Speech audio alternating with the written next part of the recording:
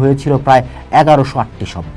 কোনো লিখিত পাণ্ডুলিপি ছাড়া, কোনো পুনরাবৃত্তি ছাড়াই তিনি এক অপূর্ব সাবলীলতায় জনগণের নারী বুঝে কথা বলেছিলেন। তার এই বাগ্মিতা, রাজনৈতিক দূরদর্শিতার কারণে 1971 সালের 5 এপ্রিল মার্কিন যুক্তরাষ্ট্রের বিখ্যাত নিউজিক ম্যাগাজিন বঙ্গবন্ধুকে পোয়েট অফ পলিটিক্স বা রাজনৈতিক কবি হিসেবে আখ্যায়িত করে প্রচ্ছদ প্রতিবেদন করেছিল।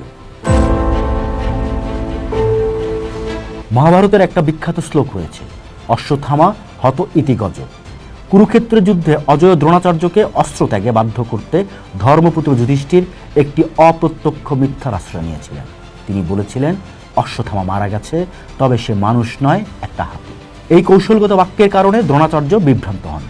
7 মার্চের রেসকোর্স ময়দানে বঙ্গবন্ধু ঠিক এই যুধিষ্ঠিরের মতোই এক প্রজ্ঞাবান এবং কৌশলী রাজনৈতিক চাল চেলেছিলেন। সামরিক আমলা মেজর সিদ্দিক সালিক তার উইকনেস টু সারেন্ডার বই উল্লেখ করেছেন, সেদিন রেসকোর্সের চারপাশে এবং শাহবাগ হোটেলের ছাদে মেশিন গান তাক করে রেখেছিল পাকিস্তান সেনাবাহিনী। নির্দেশ ছিল, বঙ্গবন্ধু সরাসরি বিচ্ছিন্নতার বা স্বাধীনতার ঘোষণা দিলেই যেন অতর্কিত হামলা চালিয়ে রেসকোর্স ময়দানকে রক্ত গঙ্গায় পরিণত করা হয়। প্রেসিডেন্ট ইয়াহিয়া খানও ফোনে বঙ্গবন্ধুকে সরাসরি বিচ্ছিন্নতার কথা বলতে নিষেধ করেছিলেন। শেখ মুজিবুর রহমান জানতেন, সরাসরি স্বাধীনতার ঘোষণা দিলে তিনি বিচ্ছিন্নতাবাদী হিসেবে আখ্যায়িত হবেন এবং পাকিস্তানি বাহিনীর সাধারণ মানুষের উপর নির্মম হত্যাযজ্ঞ চালানোর আইনি অজুহাত পেয়ে যাবেন। তাই তিনি আন্তর্জাতিক কূটনীতি এবং বাস্তবতার কথা মাথায় রেখে সেই দিন দিলেন ঐতিহাসিক ঘোষণা, এবারের সংগ্রাম আমাদের মুক্তির সংগ্রাম, এবারের সংগ্রাম স্বাধীনতার সংগ্রাম। সরাসরি বিচ্ছিন্নতার ডাক না দিয়েও তিনি পুরো জাতিকে স্বাধীনতার সুস্পষ্ট বার্তা দিয়ে দিলেন।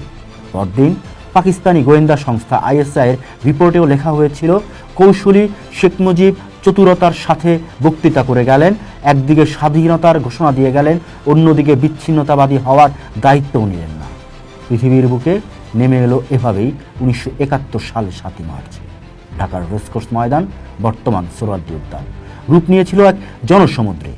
লাখো বাঙালির চোখে মুখে একটি প্রশ্ন, কি বলবেন শেখ মুজিব? সরাসরি কি আজই স্বাধীনতার ঘোষণা হবে? মঞ্চে উঠলেন, চশমাটা খুলে রাখলেন, কোনো লিখিত কাগজ নেই হাতে। এরপর টানা 18 মিনিট তিনি যা বললেন তা কেবল একটি ভাষণই ছিল না, বরং তা ছিল একটি পরাধীন জাতির শৃঙ্খল ভাঙার অমর মহাকাব্য। এই ভাষণের ঐতিহাসিকতা একদিনে তৈরি হয়নি। 1947-এর ধর্মভিত্তিক দ্বিজাতি তত্ত্বের উপর ভিত্তি করে পাকিস্তান সৃষ্টির পর থেকেই পূর্ব বাংলার মানুষের উপর নেমে আসে পশ্চিম পাকিস্তানিদের বৈষম্য আর শোষণের স্টিমরোলার। 1952 সালের ভাষা আন্দোলন, 1966 সালের ঐতিহাসিক 6 দফা, 1969 সালের গণঅভ্যুত্থানের মধ্য দিয়ে বাঙালি বুঝতে শেখে তাদের অধিকার। 1970 সালের নির্বাচনে পূর্ব পাকিস্তানে 169টি আসনের মধ্যে 167টি জয়লাভ করেন শেখ মুজিবের নেতৃত্বাধীন আওয়ামী লীগ। কিন্তু ক্ষমতা হস্তান্তরে শুরু হয় টালবাহানা।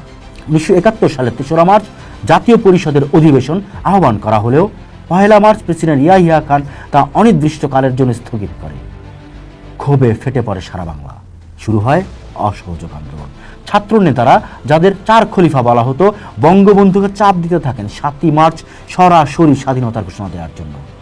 7 মার্চের ঘোষণা কেবল একটি রাজনৈতিক হুঙ্কার ছিল না, এটি ছিল একটি যুদ্ধ প্রস্তুতি ও বিকল্প সরকার পরিচালনার দিক নির্দেশনা। বঙ্গবন্ধু 4টি শর্ত জুড়ে দিলেন: মার্শাল ল প্রত্যাহার, সেনাদের ব্যারেকে ফিরিয়ে নেওয়া, হত্যাকাণ্ডের বিচার বিভাগীয় তদন্ত এবং জনপ্রতিনিধিদের হাতে ক্ষমতা হস্তান্তর। পাশাপাশি তিনি অসহযোগ আন্দোলনের রূপরেখা দিলেন। তিনি নির্দেশ দিলেন, কোর্ট কাচারি অফিস আদালত বন্ধ থাকবে, কিন্তু গরিব মানুষের যাতে কষ্ট না হয় সেজন্য রিক্সা, ট্রেন, লঞ্চ চলাচলের অনুমতি দিলেন। সরকারি চাকরিজীবীদের 28 মার্চ বেতন তুলে নেওয়ার নির্দেশ দিলেন। হিন্দু, মুসলিম, বাঙালি, অবাঙালি সবার নিরাপত্তার দায়িত্ব নেওয়ার নির্দেশ দিয়ে তিনি তার অসাম্প্রদায়িক চেতনার প্রমাণ দিলেন। বঙ্গবন্ধুর এই 18 মিনিটের ভাষণে উচ্চারিত হয়েছিল প্রায় 1108টি শব্দ। কোনো লিখিত পাণ্ডুলিপি ছাড়া, কোনো পুনরাবৃত্তি ছাড়াই তিনি এক অপূর্ব সাবলীলতায় জনগণের নারী বুঝে কথা বলেছিলেন।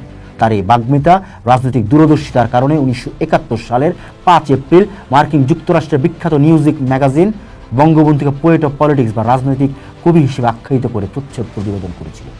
2017 সালের 30 অক্টোবর ইউনেস্কো এই ভাষণটিকে memory of the world international রেজিস্টারে অন্তর্ভুক্ত করে বৈশ্বিক স্বীকৃতি দেয়। 7 মার্চের ভাষণ ছিল বাঙালির স্বাধীনতার ম্যাগনা কার্টা, একটি নিরস্ত্র জাতিকে মুক্তিযুদ্ধের জন্য মানসিকভাবে প্রস্তুত করার পাশাপাশি আন্তর্জাতিক মহলে নিজেদের অবস্থানকে ন্যায়সঙ্গত প্রমাণ করার ক্ষেত্রে এই ভাষণ আজও বিশ্ব ইতিহাসে এক অনন্ত দৃষ্টান্ত হয়ে আছে।